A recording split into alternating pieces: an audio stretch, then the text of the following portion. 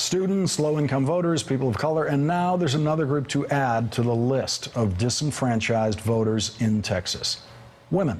Starting today in early voting for the November 5th elections, voters must show a photo ID with their most up-to-date legal name. According to the Brennan Center for Justice, 34% of women voters do not have acceptable ID under this law because many have not updated their documents with their married or divorced names. Women in Texas must now show original documents of their name change: a marriage license, divorce decree, or court-ordered change. No photocopies are allowed, which means voters must pay a minimum of $20 to get new versions of these documents.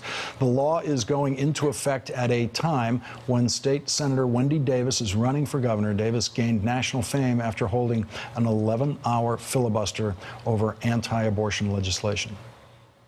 I'm Charlotte Burrell. I've been teaching in Texas for 25 years. I'm Nina Petty, and I've been doing business here for the last 25 years. My name's Terry Moore. I've spent the bulk of my time prosecuting violent crimes. Throughout the state of Texas, there were thousands of rape kits that were untested. It was like nobody cared. Wendy Davis saw the need. By passing legislation, she required all these rape kits to be tested, and by doing so, she gave the police and prosecutors a very powerful tool. It's just common sense.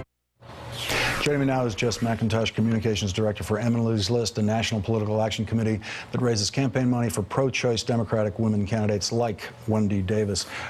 Jess, this is so clearly targeted at women. Yes, it is. I mean, Republicans are so scared of women voters right now, they can't see straight. And they have really good reason. They have been waging a war on women for a number of years, getting more and more aggressive. And what happened in 2012 was a historic gender gap. More women than ever in history turned out to vote for Democrats.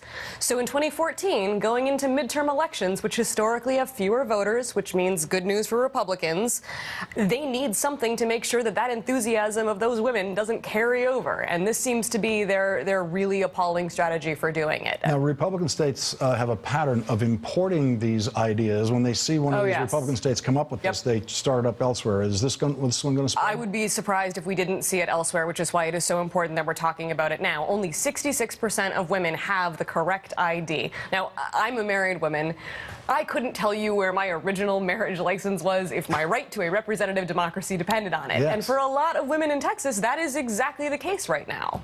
And when they say original documentation, that's, again, just another hurdle they're trying to create. Oh, absolutely. Absolutely. You have to have the original documentation showing your name change, and you can't use a photocopy. So to get the original documentation, you're going to have to pay $20, which is twice what the civil rights era poll tax was.